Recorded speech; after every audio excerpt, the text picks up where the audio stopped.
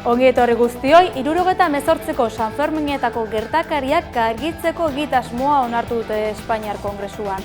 Germán Rodríguez biktima gisa aitortzeko eta 1978ko San Ferminetako gertakariak argitzeko EH Bilduk aurkeztutako proposamena onartu du ostegun honetan Espainiar Kongresuak. Eusko Legebiltzarrak ez du onartu Jaurlaritzak Sortzabal juridikoki babestea. Espainiako Auzitegi Nazionalak Iratxe Sortzabalen torturak aitortu ostean, EH Bilduk justizia eta biktimen erreparaziorako neurriak sustatzea proposatu du parlamentuan, PNVk eta PSek orain arteko jarrerari eutsi diote.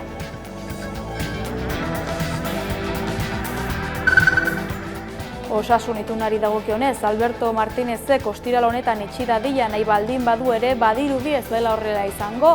Lab sindikatuak iragarri du ez dela ostiraleko bilerara joango eta ez duela ituna sinatuko. Ildo beretik EH Bilduk zalantzan jarri du bere babesa osasun pribatuak duen rolagatik.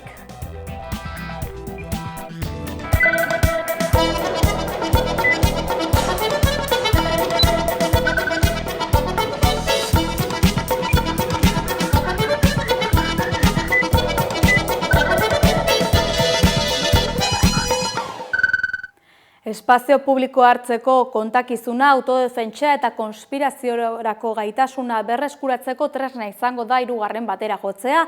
Urriaren 31-tik azaroaren 2 bitartean elkartuko dira gazte feministak Zaldibarren. Gaia hitz egiteko Maider Barañano Euskal Herriko gazte feministen kidea izan da 11 telebistako aktualitate solasaldian.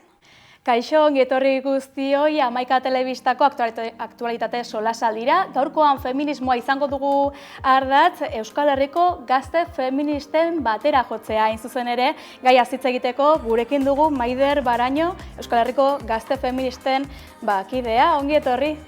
Eskerrik asko gonbidatzagatik. Eskerrik asko zuri 11 telebistan izatearren, konta iguzu zer modu zaude? Ondo, bueno, pizkat iritzera atropeiatua, baina ja eserita eta lasai. Bai, elkarrizketa hasteko gogoz. Bai, hori da. Bueno, duela gutxi aurkeztu zenuten aurtengo batera jotzea, 3. edizioa da aurtengoa, ezta? Bai, hori da.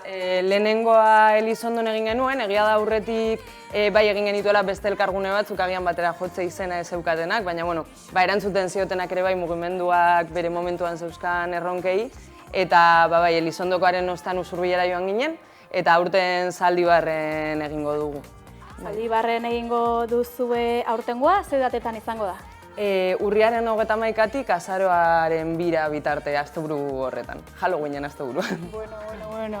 Orduan, gutxi falta da hasteko, antolatzen hasiko zinaten jada batera jotze hau? Bai, hori da, hilabeteak daramatzagu egia esan, forma ematen, lantaldetan egiten dugu lan ere bai, eta orduan, lantalden arteko koordinazioak eta gauza asko eskatzen ditu, tartean denbora ere bai, eta horretan bagabiltza orain dela hilabete batzuk. Zein testu ingurutan kokatzen da aurtengo batera jotzea?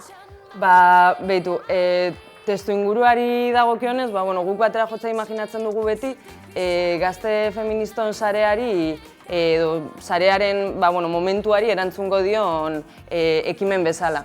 Eta oraingo honetan uste dugu, batera jotzeak izan behar duela, gazte feministak elkartzeko momentu bat, feminismoan eztabaidagai direnak ekartzekoa. Ikusten ari gara nola bai ezkerretik bai eskuinetik erreakzionarismoz ari den feminismoaren kontra jarduten, eskuin muturraren igoerak ari gara ikusten ere bai feminismoa despolitizatzeko saiakerak, eta guzti horren aurrean guk elkargune bat eman nahi dugu Zaldibarren, gazte eta feminista den guzti horientzako, eta hortik ere bai, eraikitzeko eta leloak esaten duen bezala ez, lubaki propio bat guk antolakuntzaz borrokaz egingo diogulako horri aurre. Lubakiak dioguena askotan ematen du, gerra batean gaudela, ezta? Zein kontestutan, pixkata aipatu duzu zein den kontestua labur, baina zer dela eta lubaki hitza, zer dela eta zein da emakume edo gazteok dugun egoera? Egia da, alde batetik lubakiaren logikak eramaten gaituela ez, pizka bat gerraren edo horretara, eta bukatzerik ez dago gerra testu inguru batean ere bagaudela, baina feminismoak askotan erakutsi digu, feminismoa dela hain zuzen ere, ukatzen diguten gerra horiek ikusgarri egitea. Gatazkarik ez dagoela, esaten diguten horretan, gatazka bai badagoela erantzutea, eta horren inguruan antolatzea, beraz, pizkat hortik ere badator lubakiaren irudia. Eta baita ere, lubakia ere badelako, gordetzeko, babesteko leku bat, eta hori ere bada feminismoa guretzat, elkartzekoa, eta guzti hori izan nahi du aurtengo batera jotzeak. Elkargunea izango da esan bezala aurtengo batera jotzea. Zein parte hartu ahalko du aurtengo batera jotzean? Aurtengo batera jotzean, dei egin nahi diegu gazte eta feminista diren guztiei bertaratzeko, izan gazte talde feministetako kidei, izan herriko feministei, izan gaztetxeetan, institutuetan, unibertsitateetan dabiltzan feministei. Besterik gabe, ulertzen dugulako leku askotatik izan gaitezkela feministak, leku askotan ari direla erresistentzia feministak eraikitzen, eta egia da, orain dela 2 urteko batera jotzeak bazuela erronka konkretu bat, grebarena, eta horren inguruan antolakuntzaz asko aritu ginela. Aurten uste dugu gure helburua zabaltzea izan behar dela, ahalik eta gazte eta feminista gehienengana heltzea, eta guztiei egiten diegu deia guk. Gazte guztiei, feminismoaren alde borroka egin nahi duten guztiei. Zer dela eta borrokatu? Bizi dugun testu inguruan, aske izateko forma delako, ez borrokak eramango gaituelako, ez dakit, paradisura edo eramango gaituelako, baizik eta borroka bera eta bidea bera delako gozamenerako espazio bat, delako aske izateko espazio bat, eta delako bizi irauten jarraitzeko behar dugun leku bat, klaro, eta baita ere behar dugulako beste zerbait eraiki, behar dugulako Euskal Herria feministago bat, denok izango garena askeago, denok izango garena Euskal Herria feministago batean, ez? Eta horregatik ere bai. Eta teoriatik eta hausnarketatik gain ere bestelako egitaragua antolatuko duzu, ez? Beste behin kontzertuak, tailerrak eta egongo dira?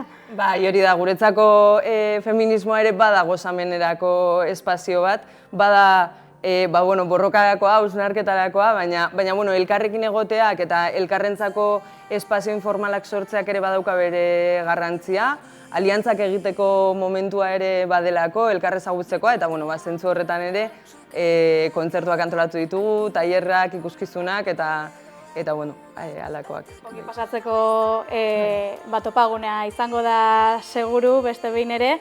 Esan duzu, lubakia izango dela, elkargunea ere izango dela. Zer dela eta hainbeste garrantzi sareak sortzeari?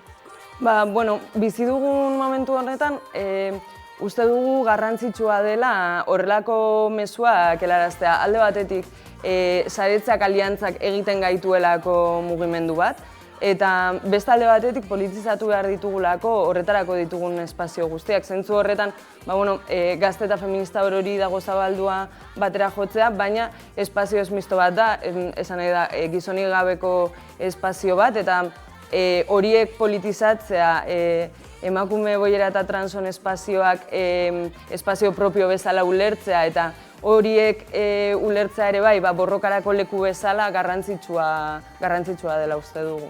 Kritikak jaso dituzue, agian espazio ez mixtoak sortzeagatik. Zer dela eta deritzozue dela hain garrantzitsua horrelako espazioak sortzea?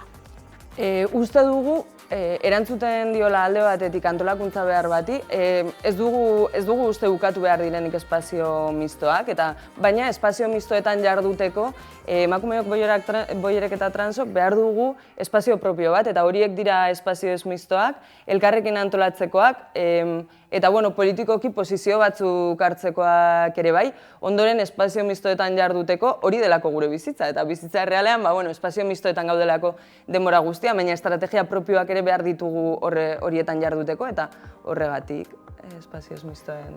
Zer nolako giroa sortzen da horrelako espazioetan? Nik uste gozamenekoa, ondo pasatzekoa, ez dakit, nik egia da denbora daramadala batera jotzeetan antolakuntzan eta igual bigarren lerro batean eta inbidiatik bizi dudala, como, Jose, ondo, nahiko nuke egon egia esan beste aldean eta honetaz guztiaz gozatu, eukiko dugu ere bai horretarako momentua seguru, baina bai, gozamenerako eta ere bai, parte batean, zure herriko feministekin agian inoiz ezaren atera baina ezagutzen dituzunak eta nahiko zenukeenak pizkat zure lagun feministak izatea, herrian horrelako sare bat osatzeko ere momentua bada, herriko guztia batera joan edo eskualdeko guztia batera joan eta konfiantza espazio bat sortzeko eta hori ere oso garrantzitsua da gero egunerokotasunean herriera bueltatzen garelako eta momentu horiei ere garrantzia ematea garrantzitsua iruditzen zaigu. Harremanak lantzeko nagusiki, saretzeko eta gazte feministez inguratzeko orduan. Bai, hori da. Eta, bada mezuren bat edo zabaldu nahiko zenukeena Euskal Herrira begira? Alde batetik, gonbidatzearena, Zaldibarrera etortzen urriaren 31 azaroaren bira, gitarau zabala eukiko dugula eta feminismoa hausnartzeko eta gazte feminista bezala antolatzen jarraitzeko momentua izango dela. Hori alde batetik, eta beste alde batetik, bagaudela antolatuta, bagarela nor, eta zentzu horretan ere bai, gure proiektu politikoa aitatasunez begiratzen duten horiei, despolitizaziorako saiakerak egiten ari diren horiei ere bai, erakustea bagaudela antolatuta, bagaudela borrokan eta berdin digula zer dioten. Ketari amaiera emanez, mezua eman duzu olatzen aurretik, baina bada azpimarratu nahiko zenukeen, batera jotzaren inguruan azpimarratu nahiko zenukeen zerbait? Alde batetik momentua dela horrelako zerbait egiteko eta uste dut guk ere asmatu dugula denboretan, 2 urte pasa dira aurreko batera jotzetik, gauza asko aldatu dira ere bai gazte feministen mugimenduan eta zentzu horretan aldaketa horri eta aurrera begira ere guzti honen parte izatera deitu nahi ditugula gazte feministak eta espero dugula Zaldibarren ikusiko dugula elkar. Hala izango da seguru, baita Ameka Telebista ere bertan izango da. Eta, elkarrizketatu guztiekin jolas bat egiten dugu amaieran, nik hitz bat botako dizut eta zuk burura torkizun lehenengo hitza erantzun beharko didazu.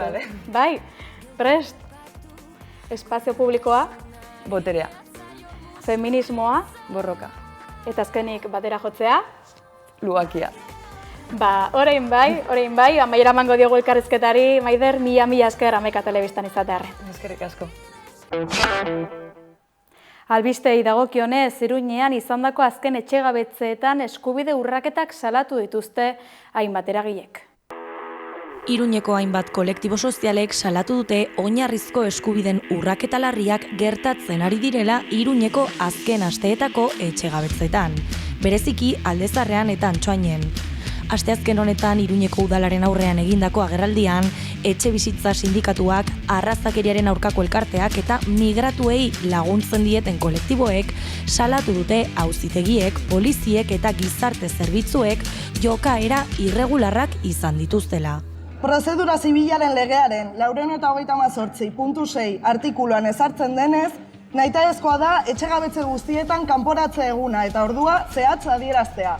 Eta horretan ez du eraginik etxegabetze hori aurretiaz gauzatzen saiatu izanak. Azken asteetako 2 etxegabetze horietan, demandatuei ez zaie kanporatze egunaren eta orduaren berri eman. Eta etxegabetzea jakinarazpenik gabe eginda apropos. Herritarren erantzuna saiesteko helburuz.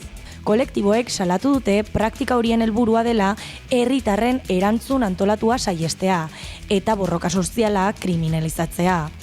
Azkenik, aipatutako gertakarietan erantzunkizuna duten instantzia guztiei, epaitegiei, poliziei eta udal instituzioei gogorarazten diegu ezin ditzaketela beren prozedurak bete gabe utzi komeni zaienean.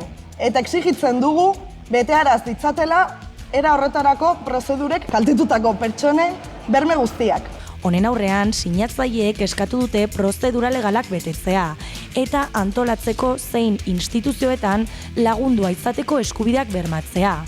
Azpimarratu dute borrokan jarraituko dutela sistema bidegabe honen aurrean kalte gehien jasaten dutenekin batera.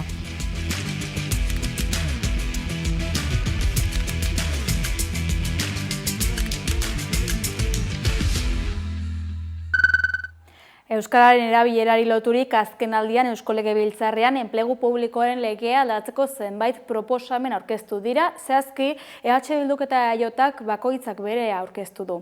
Adixetasunei.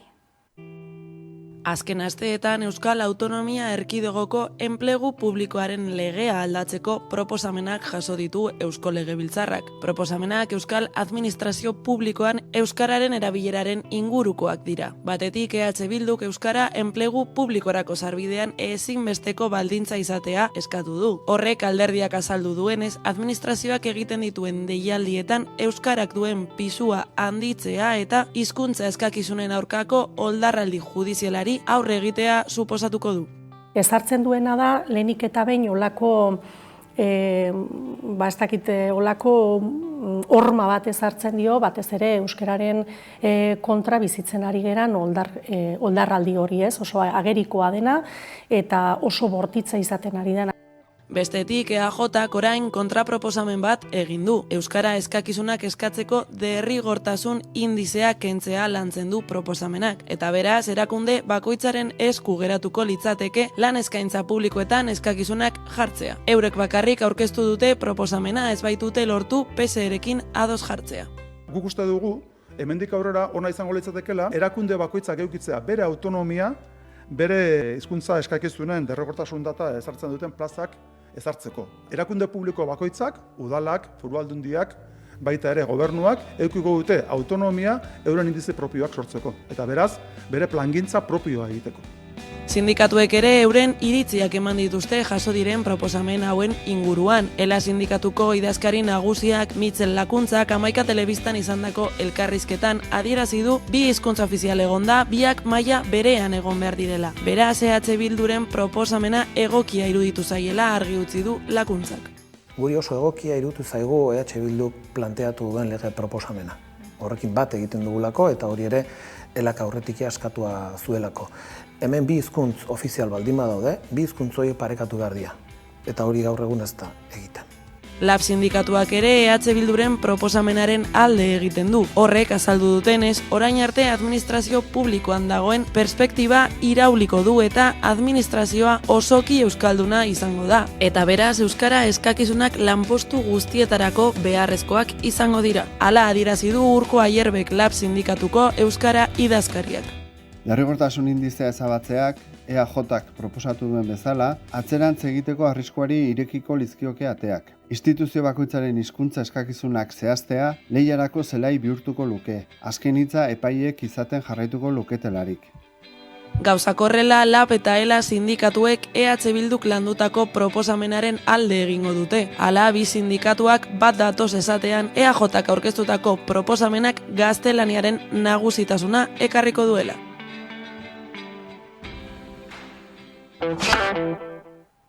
Bilboko Aste Nagusiaren 45. edizioak baditu pregoilaria eta txupinera, Dr. Deseoko abeslari Francis Diez eta Txori Barroteko konpartsakide Olatzagirrek emango diote hasiera jaiei. Bilboko Aste Nagusiak 45. edizioa beteko du aurten abuztuaren 16tik 24 eta bilbotarrek dagoeneko badakite zeintzuk izango diren aurtengo pregoilaria eta txupinera. Dr. Deseo taldeko abeslari Francis Diez eta Txori Barrote konpartzako kide Olatzagirre izango dira Bilboko Aste Nagusiko pregoilaria eta txupinera. Dr. Deseoko abeslariak 41 urteko ibilbidea du musikagintzan. Bilboko Uribarri auzoan jaio zen Francis eta bilbotar peto-petoa dela dio udalak. Azaldu dute Dr. Deseo taldaren buruan emozioz, indarrez eta poesiaren bidez bete dituela agertokiak. Agirrek 17 urte daramatza konpartzakide izaten. 1979an jaio zen eta Santutzukoa da. Delineatzailea da ogibidez eta Bilboko udalean egiten du lan. Itziar Ituño Iasko pregoilariaren eta Nagore Ugarte Iasko txupineraren lekukoa hartuko dute Diesek eta Agirrek.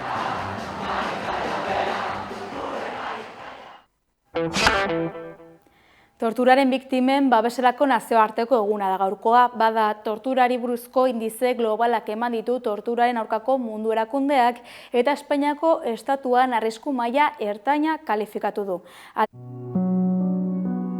Torturaren biktimei laguntzeko Nazio Batuen nazioarteko eguna dela eta torturaren aurkako mundu erakundeak torturari buruzko indize globala argitaratu du.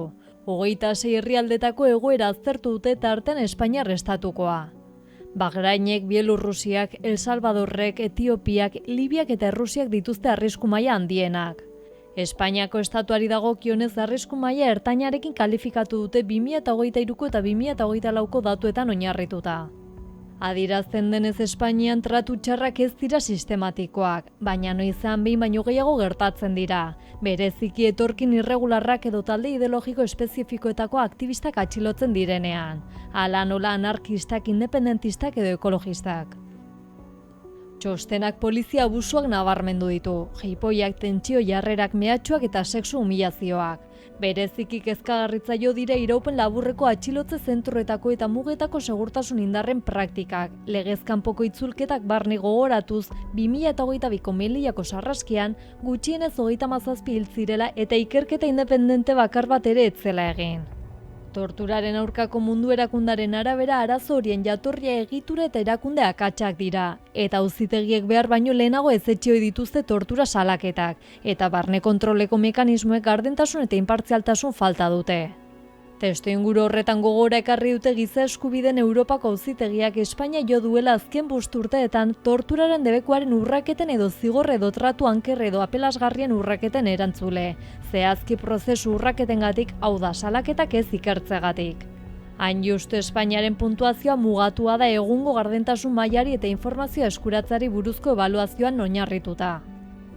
Txostenaren arabera gobernu askok ekintzak tortura gisa sailkatzea saihesten dute, eta daturik ezean torturarik ez dagoela iradokitzen dute. Hain justu hartarazi dute arriskua aitortzea, ebidentzia eta datu garrantzitsuak biltzea eta jakinaraztea dela abusu horiek prebenitzeko funtsezko lehenengo urratsa.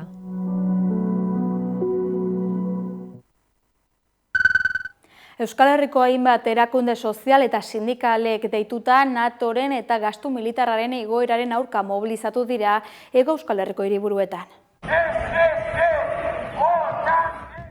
Euskal Herriko hainbat gizarte eragile mobilizatu dira Bilbon, Donostian, Gasteizen eta Iruñean NATOren eta gastu militarraren igoeraren aurka. Epeluzerako Errusiaren mehatxua argudiatuta, Mendebaldeko Aliantza Militarreko estatu kideetako liderrek adostu dute, Amerikako estatu batuek eskatu bezala, beren gastu militarra norbere barne produktu gordinaren 5%koa izatea. Gastu militarraren gorakada berri horrekin, Aliantzako kide Europarrek 900.000 milioi euro gastatuko lituzkete urtero, eta gastu horrek eragin sozial izugarria izango luke. Murrizketa handiak egitera behartuko bailuke hezkuntzan, osasunean edota erretiroan. Mobilizazioan adierazi dute berrarmatze horrek ez diola erantzuten Europako autonomia estrategikoko edo subiranotasuneko ezein proiekturi Europako lider askok ziurtatzen duten bezala. Gizarte erakundeek gaineratu dute Donald Trumpen inposaketa baten aurrean gaudela, Europari ekipo militarra salduta negozioa egitea bilatzen duena. Eta mendebaldeko gobernuek interes partekatua dutela munduan duten nagusitasunari eusteko. Gero eta urriagoak diren baliabide naturalak, merkatuak eta eskulan merkea eskure izan ditzaten. Azken hilabeteetan mundua jasaten ari den militarizazio eta gerra gorakada salatu dute. NATO negoteak arriskuan jartzen gaituela adierazi dute. Esan dute Euskal Herriak ezezko botoa eman ziola NATOri 1996an. Eta horregatik ezinbestekoa dela diskurtso belizistari aurre egitea. Gogorarazi dutenez, berrarmatzea ingurune erreakzionario baten barruan kokatzen da. Europako gobernuek Israelekin lankidetzan jarraitzen dute.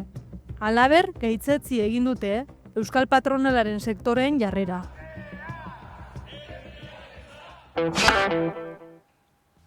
Iritsi gara amaierara, Lobaloizen eutxi kanta dator orain ongi izan eta laster arte.